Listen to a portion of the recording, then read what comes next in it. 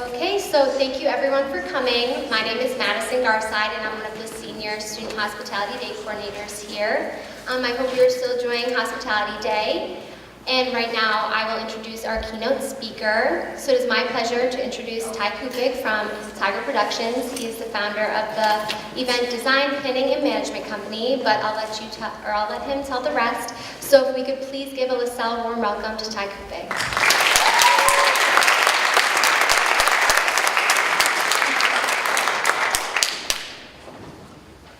Thank you, Madison. Good afternoon, everyone. How is Hospitality Day going? Are we enjoying it? Yes? Even more? We really enjoying it? Yes? Good. Well, I'm so excited to be here, and thank you, everyone, for having me. Today, I'd love to share a little bit of insight into my experience in the industry, starting from my time in school and then up to the present. Some of you may already know me from my visits to Professor Boot's classroom. For those of you who don't, I'm Ty Kuppig, and as Madison said, I own Tiger Productions. We're a nationally recognized experiential design and event production company with offices in New York and Boston. We serve corporate, social, and nonprofit clients across the country. And a little later, I'll speak a little bit more about those industries and the differences that we see in those. In past speeches, I focused on the design side of events. And today, I'd like to share an additional side of my experience, something a little bit different, and share some insights about the ins and the outs of the business, strategies that I've found, and ideas that I think will help in your next steps as you enter the field. Without further ado, we can take a little step back in time and talk about the early days, if you will, of my career.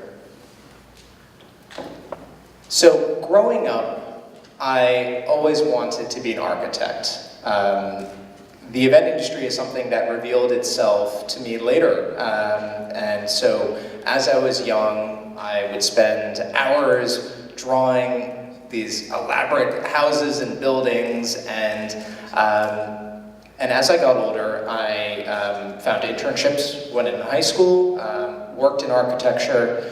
And in the process, there was something that I felt was missing for me. I loved the design side, and I loved the detail in the organization. And that would all later come to me through special events. But before doing that, before discovering this industry, I was briefly drawn to theatrical and film production. Take this off. So when I was looking at university, I thought, you know what? I'll probably want to go to graduate school. I'll come back to architecture. So what I did was I explored a different route, and that was my first year at Tisch, School of the Arts at NYU. And Tisch is really well known for its dramatics. A lot of actors, dancers, and filmmakers come out of Tisch. And the program that I was in was interesting. It was very small, and it was a newer program of about 20 students. So very intensive, but a bit of an unusual college experience in the sense of having all of your classes with the same 15 students. It actually was. So very insular in that way. And at the end of the first year, I found that it was engaging, but there was something that wasn't challenging me. And I think when you have that gut feeling, it's always worth listening to. So at the end of that year, I said, all right, this is not what I want to do for the next 3 years after this. I want to try something different. And so at the very last minute of that year, I filed an application and transferred to Columbia for architecture. And It was a bit of an interesting, unusual process because I actually got on the phone with the dean and said, I know I'm past every single deadline possible. Literally, it's 2 weeks, but this is what I want to do. This is why I think you should accept me. And ultimately, I guess it was persuasive. So, in a way, I started over. I was in such a specific program that really none of my credits from my first year of college transferred. And I think that was fine, looking back. So I studied at Columbia, studied architecture between 2001 and 2006. And I worked during college, which is what extended it slightly. And so what happened in that time was really interesting and really formative to special events. As I studied architecture, I realized, wow, this thing that I have always been interested in, and I thought, wow, this is going to be the rest of my career, didn't thrill me in the way that I thought. And what happened simultaneously is I stumbled upon special events. And when I was growing up, I think if you said special events, most people would think, oh, that's PR, that's public relations, that's maybe marketing. And while it's all tangential and connected, I think the special events industry has really grown and is now a very, very different type of field in a very exciting way. So as I went through school, I also explored this kind of emerging industry or industry that was revealing itself to me. And that work experience that I did during that time was really formative and very, very valuable for the next steps. So by the time I got out of school, I said, all right, special events, this is it. This is satisfying my design side. This is satisfying my, my kind of Virgo requirements for detail and organization. And at that point, I was all in on special events. And so what I did was I worked for a number of different companies, getting a taste of how different companies, different individuals work. And I think that experience to this day has been one of the most valuable, is getting different perspectives. Because this industry, unlike so many others, has varying ways of varying attitudes and varying solutions on how to solve problems, on how to address the industry. So that getting perspective on that was very, very helpful. After a certain point, I said, all right, this is the time. I'm going to take the next step and start my company. And so I took all of these lessons that I learned along the way from others, and I said, these are the things that I think work well. These are the things that I would do differently. And I kind of took that new rule book that I had created, and I started my company. That was in New York. In 2012, I opened up the Boston office, and Boston is now our headquarters. The New York market, I found our clients ran the business themselves. We didn't need a lot of face time. I could more or less be anywhere. And so what we found is with our New York clients, it's very easy for us to focus on being in Boston and still service that market and still grow those client relationships. So in 2012, we opened in Boston, and this was great because the Boston market is a really interesting one for special events, and I think a little unusual. There is a lot of business, and every year we see Boston changing. The skyline changing physically. We see new businesses coming, new major companies potentially building headquarters here.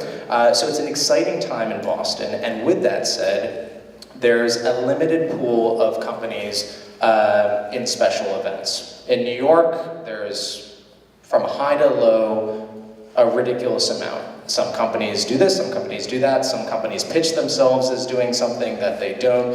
It's really hit or miss. And in Boston, I think it's a smaller pool, and because of that, it's really exciting because we can really get in front of companies and clients that we would like to service and that we could bring a great value to. Most recently, in the end of 2017 and early 2018, we've opened up a new space that we're calling our studio.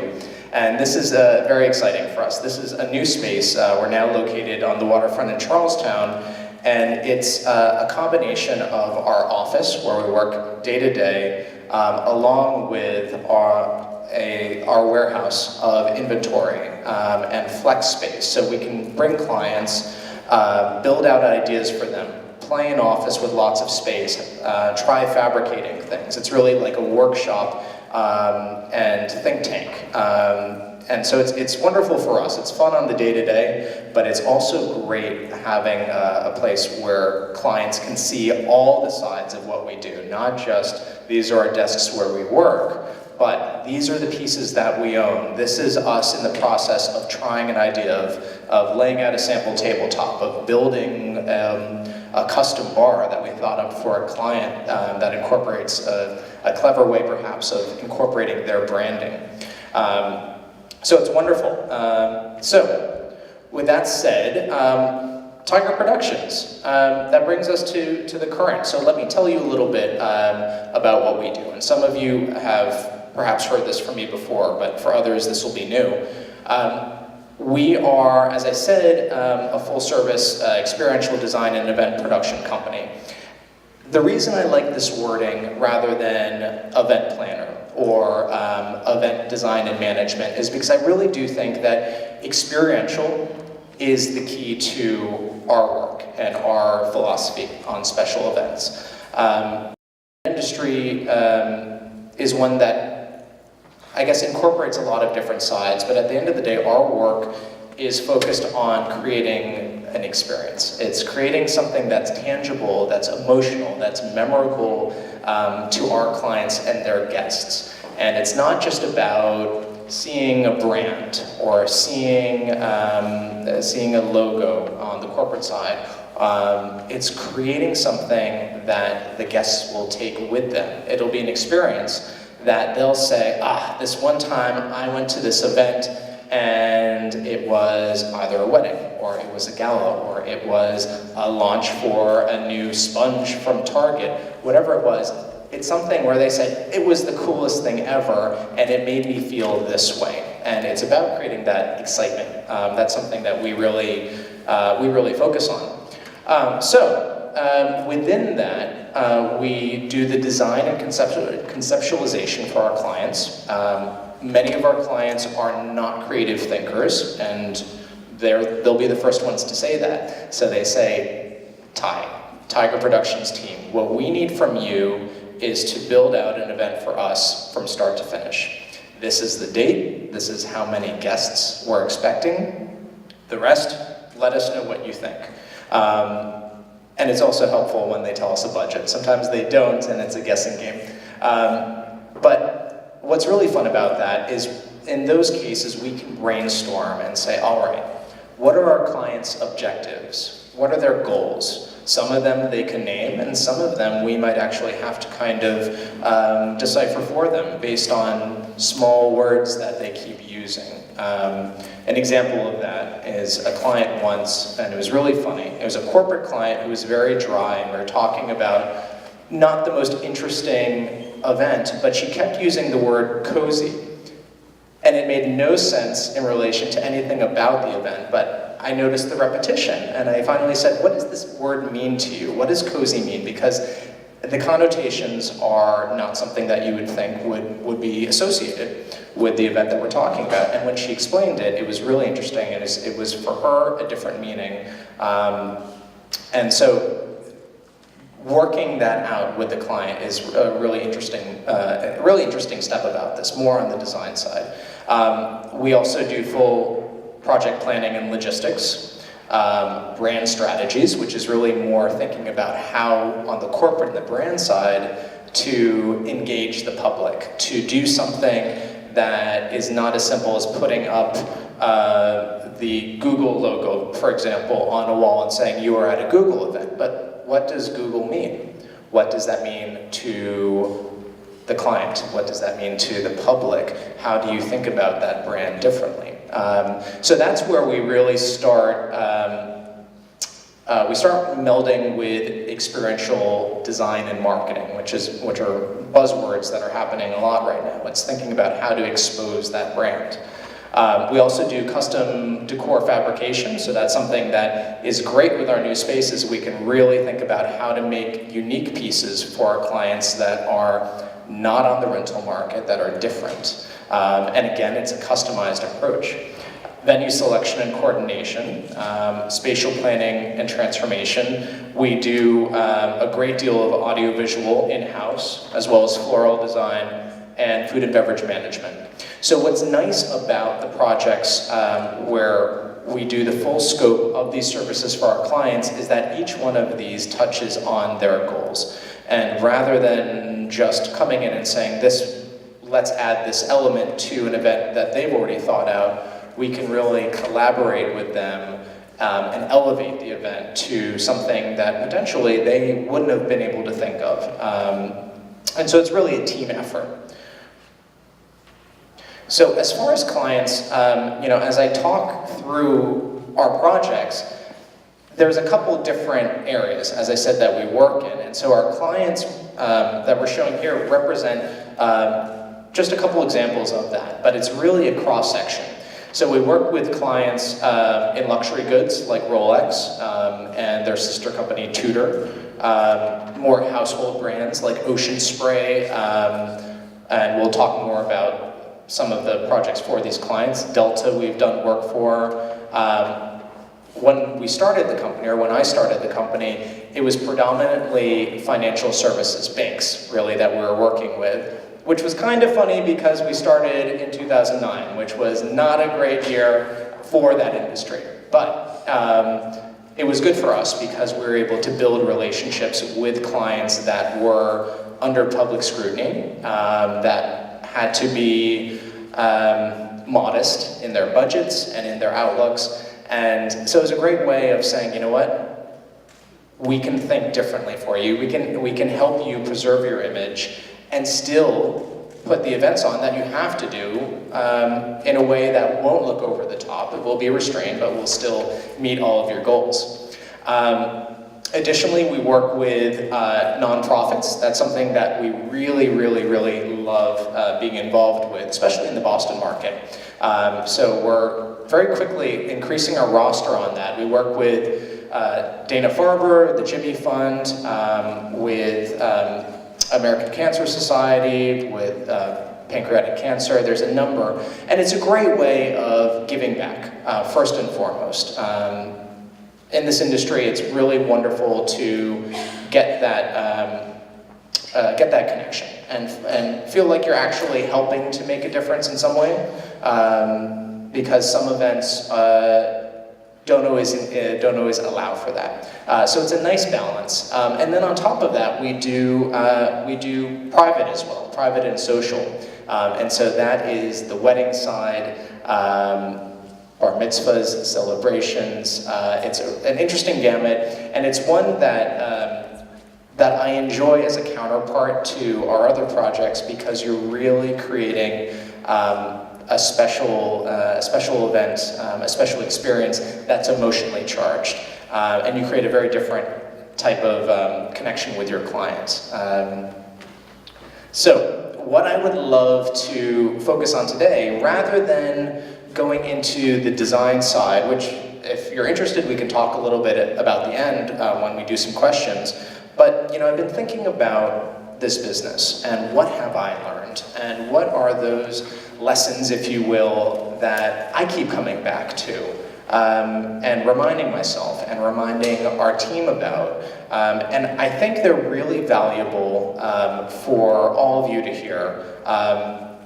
When I was entering this industry, I didn't have any, I didn't have a mentor. I didn't have anyone who could really give me guidance in this area and saying, you're taking all the right steps, or no, you're taking all the wrong steps, don't do that. It was more learning by trial and error. And I think on one hand, that's very valuable, but I also hope that what I've learned, I can pass on to you all, and whether or not you agree with everything, it's a different perspective, and I think a different perspective is always valuable. So, The 5 pillars that I'd like to talk about are organize, exchange, observe, solve, and respect.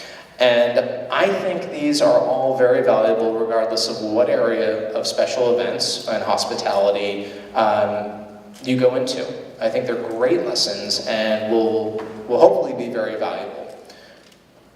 So the first is organize. And I've broken each down into several points. So first, record ideas as soon as you have them. They might be your biggest success. So, that idea that pops into your head in the middle of the night or as you're getting off the train, never discredit that. Never say, oh, that's, it's just that's a weird idea, or it's too crazy, or it's too minute, or anything, because I found that idea you come back to later, and if you don't give it that moment of thought and you don't write it down, 2 months later you'll say, what was that? That would have been perfect, or what was that idea? And I only remember half of it. And those little moments could be your moments of genius, and they could be the things that 3 years down the road, you say, wow, I never thought there would be an opportunity to do this, and this client, this would be perfect for. Wow.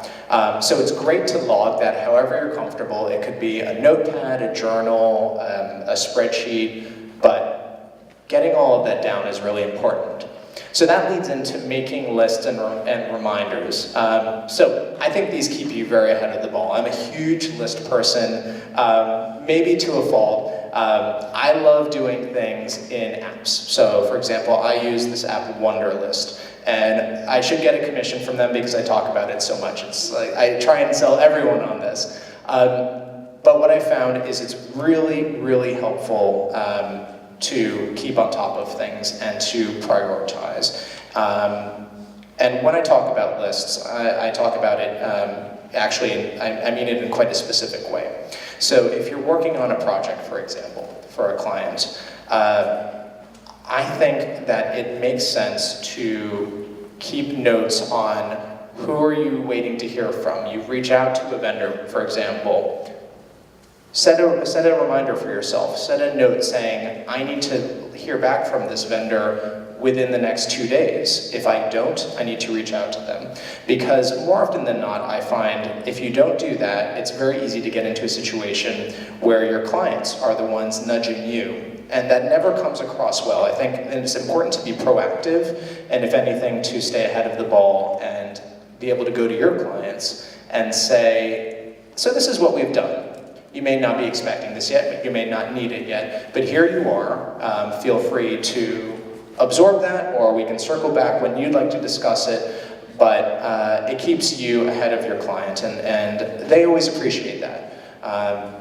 The third is reprioritize regularly. Routinely shift focus to the most time-sensitive tasks. So, I think this industry is fantastic. I love it, but it will drive you crazy if you don't treat it the right way. And so one of the things that I found is it's easy to get stuck in doing something. Okay, I'm working on a proposal for a client, and I'm into it, and I'm excited about it, and I want to get it done. Well, meanwhile, another client could need something quicker. So, do you do the thing that you're more excited about and that you have a rhythm on, or do you do the thing that just came in? You have to weigh it. You have to wait. It's not a matter of what you want to do. You have to think about, okay, I am literally juggling 5 different things. Which ball do I need to take and get to the client or put in my pocket first? And so that kind of reprioritization, I think, is really important to do on a regular basis. And that I think keeps some individuals from really succeeding in this industry. You have to be able to change your thinking constantly and adapt and stay on your toes. And you can never blame anyone else for changing priorities. It could be within the company you're working for, it could be your client, it could be your coworker. But very, very important. Create a workspace that you're proud of. Your surroundings tell volumes.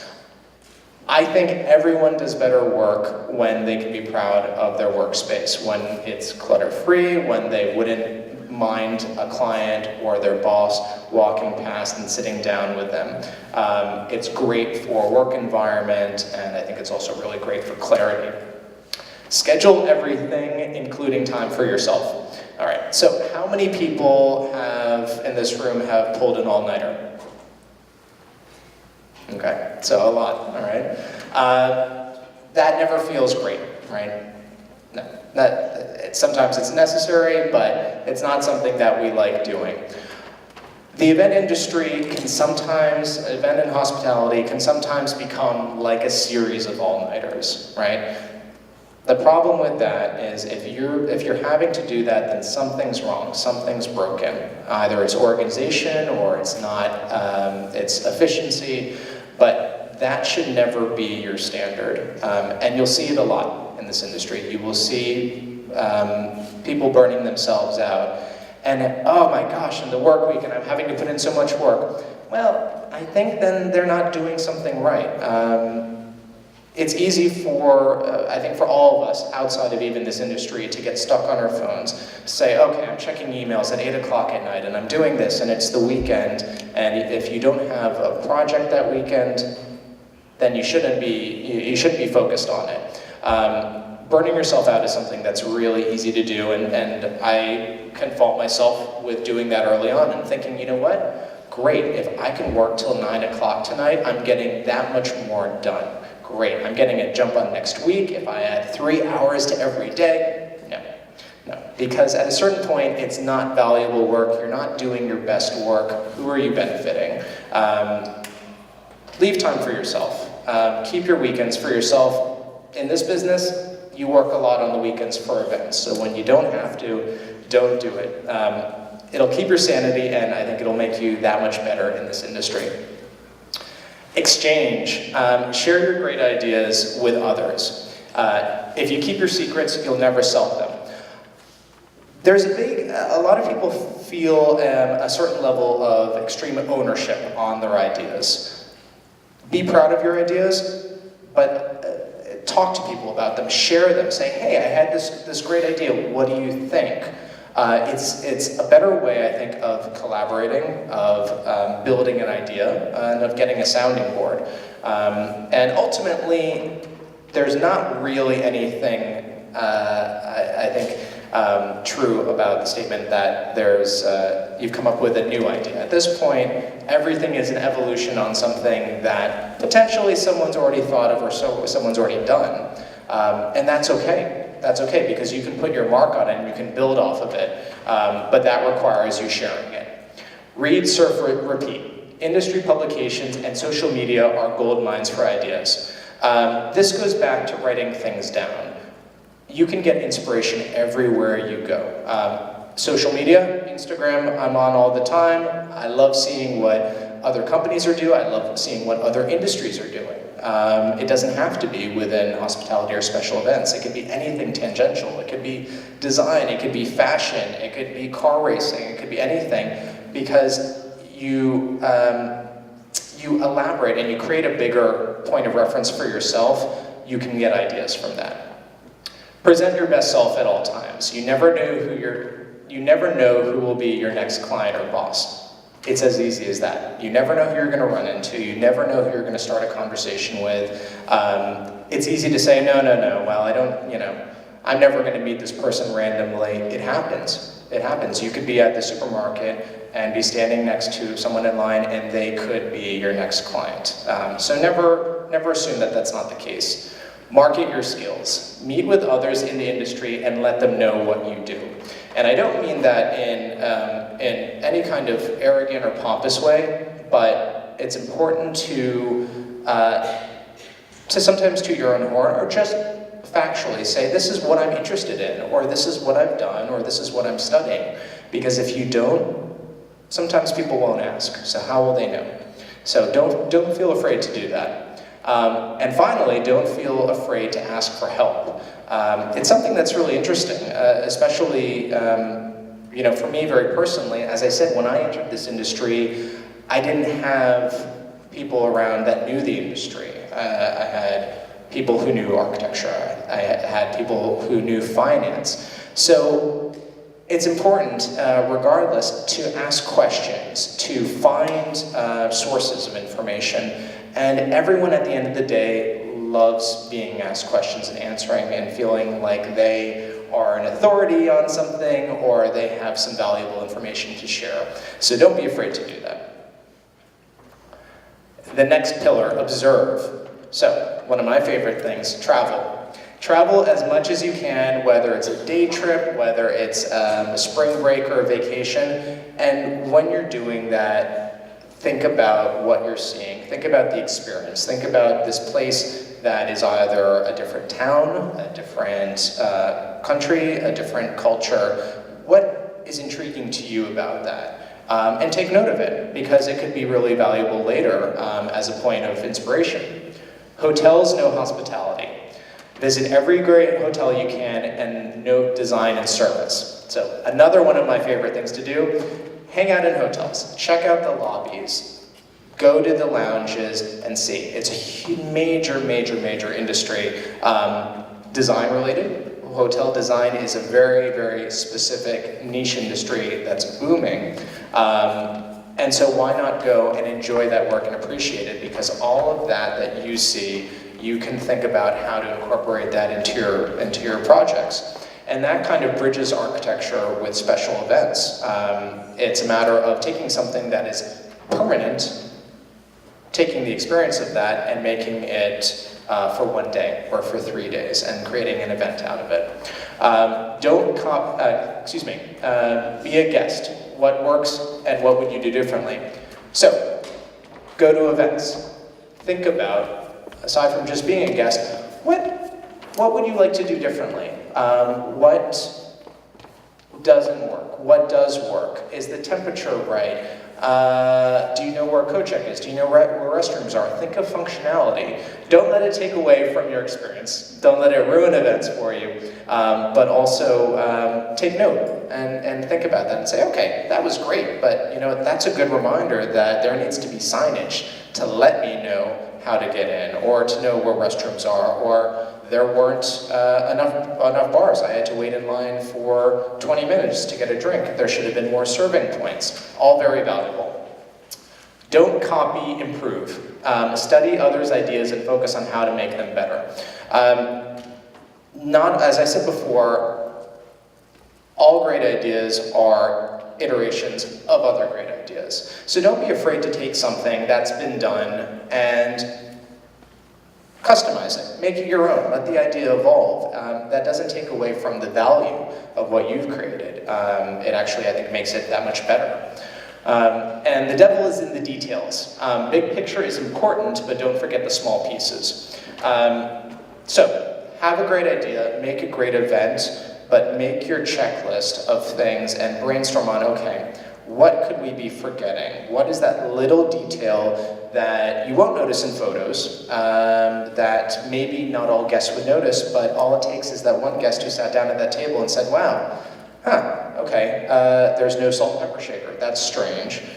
That could be someone's takeaway for the night, and it's a shame that a small, relatively insignificant detail could take away from something great that you've made. Solve. The standard is never the best. Set a new benchmark for thinking differently. So, with this, it's a little different than evolving an idea. It's a matter more of thinking outside of the box and saying, okay, this is what's being done. This is what's trending. This is the color for the season, or this is the way that a room is typically set. This room, all right. It's always done with 30, 60-inch round tables. Why don't we do triangular tables? Why don't we do a different shape? Why don't we make one long table? Those questions are incredibly important. And you should always ask yourself how to think differently, and if someone says this is how we do it, immediately say, respectfully, I understand, how would you do it though? Get out of your comfort zone. Just because it's your tendency does not make it right. This is very important to me. I think you'll find as you develop your careers that you have a certain way of doing things, and that's great because that's your style and that's the mark that you put on the industry. However, it's also very easy to get comfortable in doing that. So it's great to think, how do I do this differently? Okay, I love using these colors. I love organizing a space like this. I love doing this. Take a step back and pretend that with all of your experience, you're almost starting from scratch. You have that knowledge, but you're not letting that affect necessarily all of your thinking. What would be another way of doing it, and maybe what's the best way to do it for the client based on what they need? Get your hands dirty. Test an idea with trial and error. See what sticks and what fails. It's as simple as that. Getting hands-on, thinking about how things are put together, how they're built, trying ideas out is great. It's the best way to figure things out. Don't be afraid to ditch an idea. Maybe it wasn't so great after all, start over. When we're working on an idea and excited about it, it's very easy to keep going on the idea, and I think in that moment that we all get where we say, this isn't exactly working out how I thought it would, that doesn't mean you have to keep going in that direction. Just because you put that time in doesn't mean that it's the right answer. So it took all that time to maybe figure out, actually, that you need to go a different direction. So don't be afraid to do that. And tell a story. Create an exciting plot and then worry about the sentence structure later. And so what I mean by that is think about ideas in a larger sense. Think about a concept. Think about how would you create something really exciting. Don't worry about how it's built. Don't worry about the little details first. Create an idea that you tell someone, they'll say, that sounds great. I don't know what half of it means, or I don't know how we're going to do it, but it's a cool idea. That's important because then you're not limiting yourself to saying, all right, well, this is the or these are the laws of physics or anything like that. It's creating something that's outside of the box and different. And the last one, respect. Leave the ego at the door. This sets the right tone for events and relationships. What you will find, if you haven't already, is that this industry sometimes attracts people that dramatize situations. You'll find it, you'll see it with bosses, you'll see it with coworkers. Everything will seem like an emergency, and we're putting out fires, and we're doing this, and blah, blah, blah, blah, blah, blah, blah. All right, well, why? How have you gotten yourself into a situation that's so intense and so exaggerated? Most of the time, it's not really that big of a deal. So, good lesson on that is problem solve, right? No ego. Think about no matter if someone's made a mistake, if you've made a mistake, if a coworker's made a mistake, it doesn't matter. Think about how to solve the problem. Pointing fingers never works, and making blame doesn't. Think about this is the issue, and let's brainstorm and collaborate together. That's the only way to solve it, and that's actually the best way, I think, for great success. It's lonely on an island. Collaborate and communicate openly with your team. Okay, so don't hold ideas to yourself and think, okay, if you're working on a project, this is my project, and I don't want anyone touching it, and it's my thing. That doesn't work, because ultimately this business is about collaboration and it's about communication. So if you're not communicating to others and letting them know what you're doing, then they can't help. Then all of the eggs are in your basket. That goes back to burning yourself out. If you're the only person that can do something on a project, how is that efficient? Then it's all reliant on you. What if you're sick? What if you have another project? It doesn't make sense. So, collaborate. Share your ideas and discuss with others. Clients are your greatest assets. Cultivating relationships is incredibly important, and clients should never be looked at as a paycheck, or just a great name. It's about human connection, and ultimately I think your clients all will really appreciate that. With that said, I'm not suggesting to make your clients your best friends. I do believe in a division of business and social, but think about your clients in that way. Remember things they say. Remember when they're going away. Remember things about their family that they choose to share. If you do, they'll appreciate that. And creating a human connection is something that everyone likes. So don't discard that. Being the boss is not a walk in the park. Remember that he or she has pressure too. So I couldn't help but throw this in. So when maybe your employer asks you something and it's in the middle of a bunch of things and you already have your plate full, it's not because they want to give you a hard time, it's because something needs to get done. And of course you're feeling pressure, but they also have other pressures which are separate from yours, and they're not necessarily always sharing. Are you proud of what you've accomplished? Remind yourself, especially on bad days. So, it's easy to get wrapped up in this industry. I love it. It's fantastic. It is, it's so fulfilling in so many ways. But there'll be those moments where you question yourself, or you say, I don't know if this is right, or I can't catch a break. No one at work is agreeing with me, or my boss doesn't seem to get me, or I'm trying these great ideas and they're swings and misses. Take a step back and don't get in your head, and remember you're doing a great job, and if you're trying your best, it's an age-old thing to say, but you're doing something right if you're doing your best, and you should remember that. So, I want to leave a little time for questions, but I wanted to just quickly go through some projects. We could keep it a little bit more visual, and I'll just give you a quick brief on some of these. So these are just a couple of our recent projects and some of our favorites, and it's just a cross-section of things we've done. And so what I wanted to show was a before and after, because I think this is really fun in this industry, going from not just the finished product, but seeing, all right, this is what you started with, and it's that much better to appreciate what went into it. So Ocean Spray is one of our big clients, and every year we do a project for them in Rockefeller Center, which includes building a big 60-foot long cranberry bog full of 22,000 gallons of water and 1 million cranberries. This is it before, so this area is where the Christmas tree goes up at Rockefeller Center. It's a public plaza, and this is the after.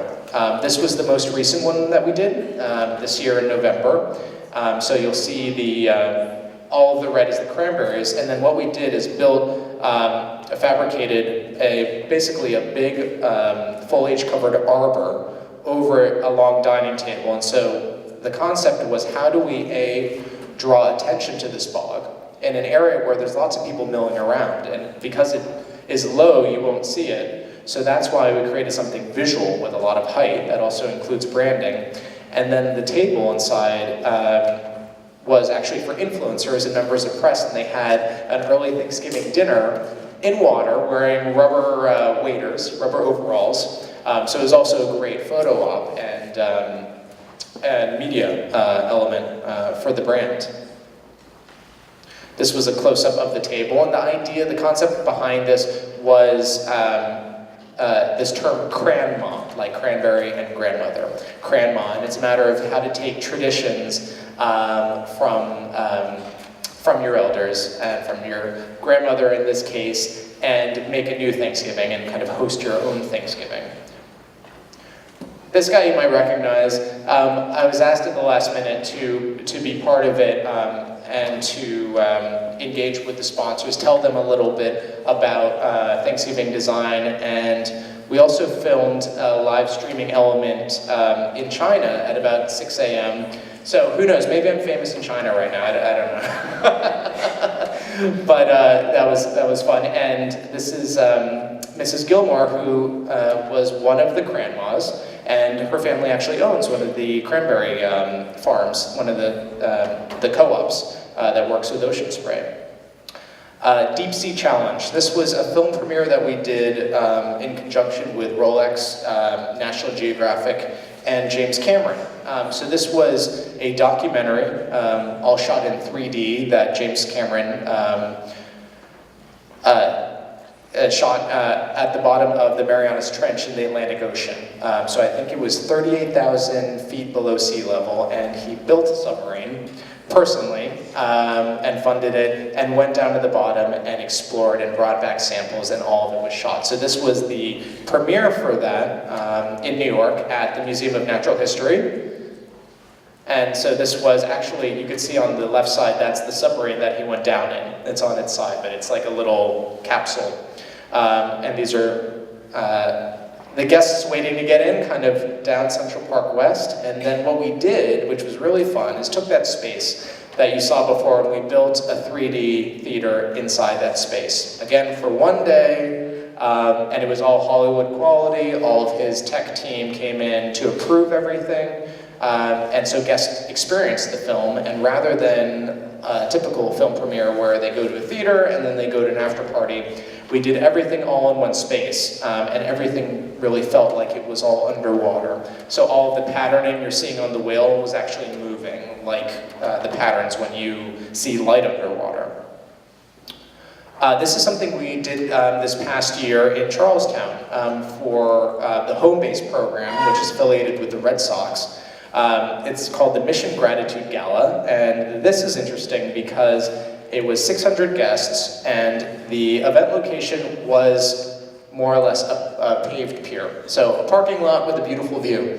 So we built an enormous tent. It's about 200 feet long in this area that's highlighted red. And this was the finished product.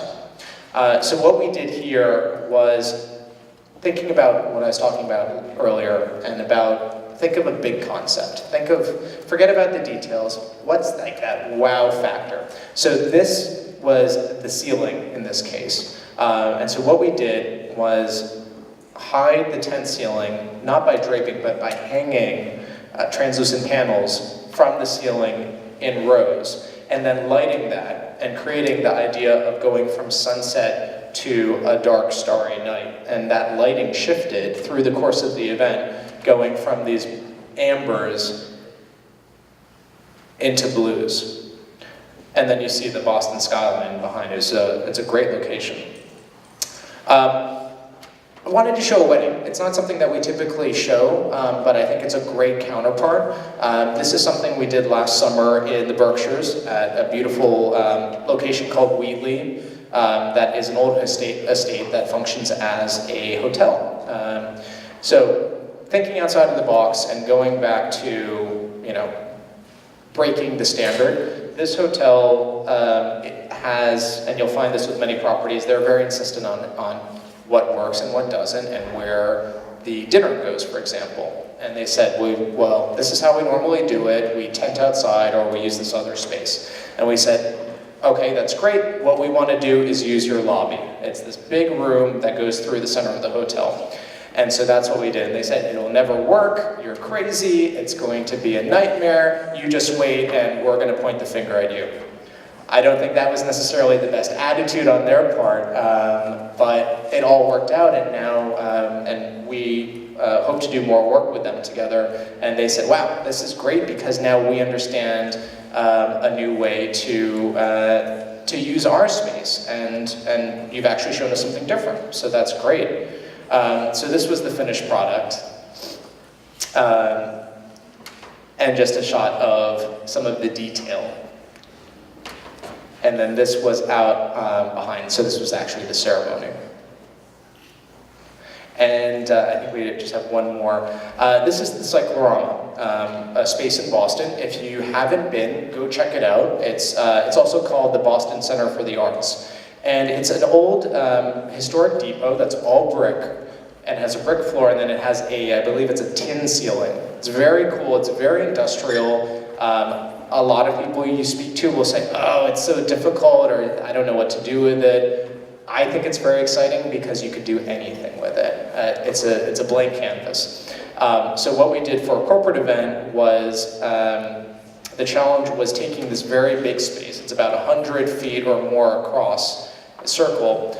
The event was for 130 guests. So a small group, a group that could literally in a space smaller than this room. So what we did is we used string hung from the ceiling to create a new space inside that big circle. And then we used lighting to highlight that separation. And then last one, this is just one of my personal favorites. Before, this is in Chicago, and that's after.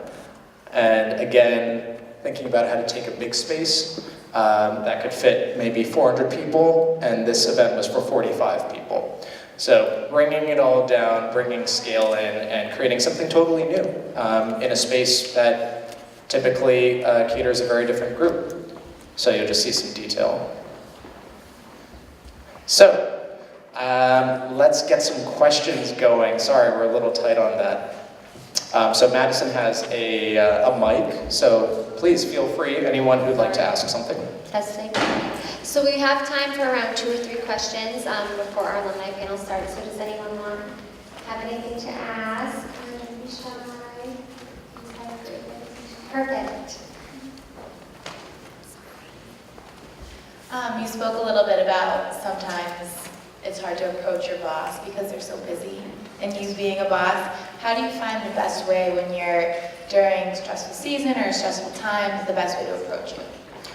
That's a great question. Well, there's never a good time, but I think it's all in delivery. I find with this industry, you always say, oh, let's talk about something when it's quiet. It's never quiet. There's never a dull moment. So I think any good boss should value those questions. Any question you have, it's great to monitor just timing and think about, okay, when are they maybe after a deadline, or after, if a proposal is due in an hour, that's probably not the best time. But other than that, I think it's just a matter of voicing the question in a way that is concise and deliberate, and they should take the time to answer, especially if it's important to you and potentially if it's important to a project. They should appreciate that. Thank you. Hello. Hi. I just had a quick question for you as far as you have so many ideas, right, when you're going through the first stages of a project, but how do you actually model out that project so you can actually see it come to life? Because it's very hard to do, preparations for event planning and seeing that project follow through. You know what I mean? Do you understand my question? Yeah. So when you're thinking about a couple different directions you can go with the project, or? So almost like a business model. So you have to prepare, you have to see the layout, and as far as doing an event, you can't really establish the whole event and see it. So how do you go about experimenting with ideas? Gotcha. So I think the best answer would be the way that when we meet with a client, for example, we talk about what are the needs, what are the definites of their project, what do they need out of it. We need a location, we need a guest count, we need all of those things. From there, we follow up and we build a proposal in office, and that proposal includes a budget estimate, a floor plan, and a decor page that gives either inspiration photos of what we're thinking or actuals. This is what we're proposing, this is what we're proposing, this is what we're proposing. So that's the step, I think, where we organize those ideas into between those three, the budget, the floor plan, and the decor, and they all kind of interface. But to get to that internally, we definitely try different options and think about different elements and what would work, and kind of play around with different designs, with different layouts, and the budget typically then follows those or works in conjunction with them. Yeah. Thank you. And then this is our last question. So you mentioned that the devil is in the details. How do you make sure that you really have thought of all the small, tiny details so that the guests can truly get that big wow factor? Right.